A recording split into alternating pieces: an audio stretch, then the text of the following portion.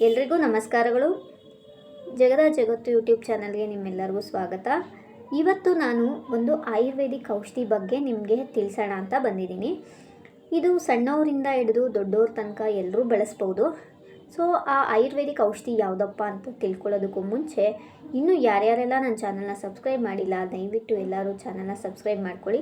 ಹಾಗೆ ಪಕ್ಕದಲ್ಲಿರೋ ಅಂಥ ಬೆಲ್ಲೈಕಾನನ್ನು ಕ್ಲಿಕ್ ಮಾಡಿ. ಸೊ ನಾನು ಯಾವುದೇ ವೀಡಿಯೋಸ್ನ ಅಪ್ಲೋಡ್ ಮಾಡಿದ್ರೂ ಕೂಡ ನಿಮಗೆ ಇಮಿಡಿಯೇಟ್ ನೋಟಿಫಿಕೇಷನ್ಸ್ ಬರ್ತಾ ಇರುತ್ತೆ. ಬನ್ನಿ ಇವಾಗ ಆ ಆಯುರ್ವೇದಿಕ್ ಔಷಧಿ ಯಾವುದು ಅನ್ನೋದನ್ನು ನಾನು ನಿಮಗೆ ತೋರಿಸ್ತೀನಿ. ಇದು ಬಂದು ನೋಡಿ, ಇದೇನೆ ಕುಂತಿ ಸುಕುಮಾರಿ ಎಣ್ಣೆ ಅಂತ ಹೇಳಿ. ಇದು ಎಲ್ಲಿ ಸಿಗುತ್ತೆ, ಇದ್ರ ಉಪಯೋಗ ಏನು, ಏನೇನೆಲ್ಲ ಔಷಧಿ ಮೆಡಿಸನ್ಸ್ ಇದರಲ್ಲಿ ಹಾಕಿದ್ದಾರೆ ಪ್ರತಿಯೊಂದನ್ನು ನಾನು ಈ ವಿಡಿಯೋದಲ್ಲಿ ನಿಮಗೆ ಹೇಳ್ತಾ ಹೋಗ್ತೀನಿ. ವಿಡಿಯೋನ ಸ್ಕಿಪ್ ಮಾಡದೆ ಫುಲ್ಲಾಗಿ ವಿಡಿಯೋನ ನೋಡಿ. ಈಗ ಮೊದಲಿಗೆ ಇದರಲ್ಲಿ ಏನೇನೆಲ್ಲ ಆಯುರ್ವೇದಿಕ್ ಔಷಧಿನ ಬಳಸಿದ್ದಾರೆ ಅನ್ನೋದನ್ನು ಮೊದಲಿಗೆ ನೋಡೋಣ.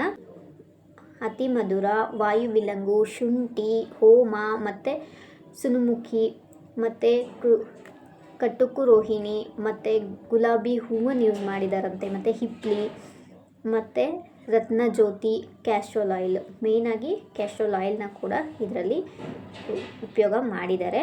ಸೊ ಹಾಗಾಗಿ ಇದೆಲ್ಲ ಆಯುರ್ವೇದಿಕ್ ಆಗಿರೋದ್ರಿಂದ ನಿಮ್ಗೆ ಯಾವುದೇ ಥರ ಸೈಡ್ ಎಫೆಕ್ಟ್ಸ್ ಕೂಡ ಆಗೋದಿಲ್ಲ. ಈ ಆಯುರ್ವೇದಿಕ್ ಔಷಧಿನ ಉಪಯೋಗ ಮಾಡೋದ್ರಿಂದ ಏನೇನೆಲ್ಲ ಲಾಭ ಇದೆ ಅಂತ ನೋಡೋಣ. ಈ ಔಷಧಿನ ಮಕ್ಕಳಿಗೆ ಕೊಡೋದ್ರಿಂದ ಮಕ್ಕಳಲ್ಲಿ ಬರೋ ಅಂತಹ ಹೊಟ್ಟೆ ನೋವಾಗಿರ್ಬೋದು, ಜ್ವರ ಆಗಿರ್ಬೋದು, ಮಲಬದ್ಧತೆ ಆಗಿರ್ಬೋದು, ಹಾಗೆಯೇ ಮದಕಟ್ಟು, ಎಳವು, ಸೆಳಪು ಇತ್ಯಾದಿ ರೋಗಗಳಿಂದ ಮಕ್ಕಳನ್ನು ರೋಗಮುಕ್ತರನ್ನಾಗಿ ಮಾಡುತ್ತೆ. ಸೊ ಅಷ್ಟೇ ಅಲ್ದಿರ ಇದು ಹೊಟ್ಟೆಯಲ್ಲಿರೋ ಅಂತಹ ಕರಳನ್ನು ಕೂಡ ಕ್ಲೀನ್ ಮಾಡುತ್ತೆ. ಸೊ ನಿಮ್ಗೆ ಗೊತ್ತಿರ್ಬೋದು, ಈಗಿನ ಕಾಲದಲ್ಲಿ ಮಕ್ಕಳು ತುಂಬಾ ಜಂಕ್ ಫುಡ್ಸ್ನ ಇಷ್ಟಪಡ್ತಾರೆ. ಸೊ ಆ ಜಂಕ್ ಫುಡ್ಸ್ ತಿನ್ನೋದ್ರಿಂದ ಅದೆಲ್ಲ ಹೋಗಿ ಕರಳ ಮೇಲೆ ಕೂತಿರುತ್ತೆ. ಸೊ ಹಾಗಾಗಿ ಮಕ್ಕಳಿಗೆ ಹೊಟ್ಟೆ ಹಸಿವು ಕಮ್ಮಿ ಆಗುತ್ತೆ. ಸೊ ಊಟ ಮಾಡೋದನ್ನು ಕೂಡ ಕಮ್ಮಿ ಮಾಡ್ತಾರೆ. ಹಾಗಾಗಿ ನೀವು ಈ ಔಷಧಿನ ಬಳಸೋದ್ರಿಂದ ಇದು ಕರಳನ್ನು ಕ್ಲೀನ್ ಮಾಡುತ್ತೆ, ಮಕ್ಕಳಲ್ಲಿ ಹೊಟ್ಟೆ ಹಸಿವನ್ನ ಜಾಸ್ತಿ ಮಾಡುತ್ತೆ. ಹಸಿವು ಜಾಸ್ತಿ ಆದಾಗ ಮಕ್ಕಳು ಊಟ ಚೆನ್ನಾಗಿ ಮಾಡ್ತಾರೆ. ಸೊ ಊಟ ಚೆನ್ನಾಗಿ ಮಾಡೋದ್ರಿಂದ ಮಕ್ಕಳು ಕೂಡ ಹೆಲ್ದಿಯಾಗಿ ಆರೋಗ್ಯವಂತವಾಗಿ ಬೆಳೀತಾರೆ. ಇದನ್ನು ಯಾವ ರೀತಿ ಉಪಯೋಗ ಮಾಡಬೇಕು ಅನ್ನೋದನ್ನು ನೋಡೋಣ. ಮೊದಲಿಗೆ ನೀವು ಔಷಧಿ ತೆಗ್ದಾದ್ಮೇಲೆ ಚೆನ್ನಾಗಿ ಒಂದು ಕಡ್ಡಿ ಹೆಲ್ಪಿಂದ ಚೆನ್ನಾಗಿ ಅದನ್ನು ಮಿಕ್ಸ್ ಮಾಡಬೇಕಾಗತ್ತೆ. ಮಿಕ್ಸ್ ಮಾಡಿ ಇದನ್ನು ತಾಯಿ ಎದೆ ಹಾಲಿನ ಜೊತೆಗೆ ಮಕ್ಕಳಿಗೆ ಕೊಡಬೇಕಾಗತ್ತೆ. ಮನೆಯಲ್ಲಿ 1 ರಿಂದ 2 ತಿಂಗಳ ಮಗು ಇದೆ ಅಂತ ಅಂದರೆ 1 ಅಥವಾ 2 ಹನಿ ಮಾತ್ರ ಕೊಡಬೇಕು. ಅದೇ 3 ತಿಂಗಳ ಮಗು ಆದರೆ 4 ರಿಂದ 5 ಹನಿಯಷ್ಟು ಕೊಡ್ಬೋದು. 4 ರಿಂದ 5 ತಿಂಗಳ ಮಗು ಇದ್ದರೆ ನೀವು ಒಂದು 6 ರಿಂದ 7 ಹನಿಯಷ್ಟು ಹಾಕಿ ಕುಡಿಸ್ಬೋದು. ಅದು 1 ವರ್ಷದ ಮಕ್ಕಳು ಆದರೆ 1 ಪೈಸೆಯಷ್ಟು ಅದನ್ನು ಹಾಲಲ್ಲಿ ಹಾಕಿ ಮಕ್ಕಳಿಗೆ ಕೊಡ್ಬೋದು. ಅದೇ ನೀವೇನಾದರೂ ದೊಡ್ಡವರು ಉಪಯೋಗ ಮಾಡ್ತಿದ್ದೀರಾ ಅಂತ ಅಂದರೆ ಕಾಫಿ, ಟೀ ಅಥವಾ ಹಾಲಿನ ಜೊತೆಗೆ ಒಂದು 10 ಪೈಸೆಯಷ್ಟು ಅದನ್ನು ಹಾಕ್ಕೊಂಡು ನೀವು ಅದ್ರ ಜೊತೆಗೆ ಸೇವನೆ ಮಾಡ್ಬೋದು. ಕುಡಿಸಿದಾದ್ಮೇಲೆ ಮಕ್ಕಳಿಗೆ ಬೇದಿ ಶುರುವಾಗುತ್ತೆ.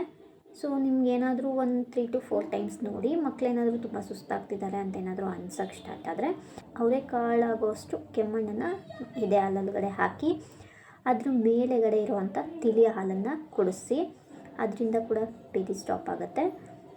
ಇಲ್ಲಪ್ಪ ಅಂತಂದರೆ ಹಸುವಿನ ಹಾಲಿರುತ್ತಲ್ಲ, ಸೊ ಹಸುವಿನ ಹಾಲು ಕುಡಿಯೋದ್ರಿಂದ ಕೂಡ ಬೇದಿ ನಿಲ್ಲುತ್ತೆ. ಇಲ್ಲ ಅಂತ ಅಂದರೆ ಎದೆ ಹಾಲಿನ ಜೊತೆಗೆ ಸ್ವಲ್ಪ ಬಜೆ ಇರುತ್ತಲ್ಲ, ಆ ಬಜೆನ ಚೆನ್ನಾಗಿ ತೇದ್ಬಿಟ್ಟು ಅದನ್ನು ಮಕ್ಕಳಿಗೆ ಕೊಡೋದ್ರಿಂದ ಕೂಡ ಬೇದಿ ಕಂಪ್ಲೀಟಾಗಿ ಸ್ಟಾಪ್ ಆಗುತ್ತೆ.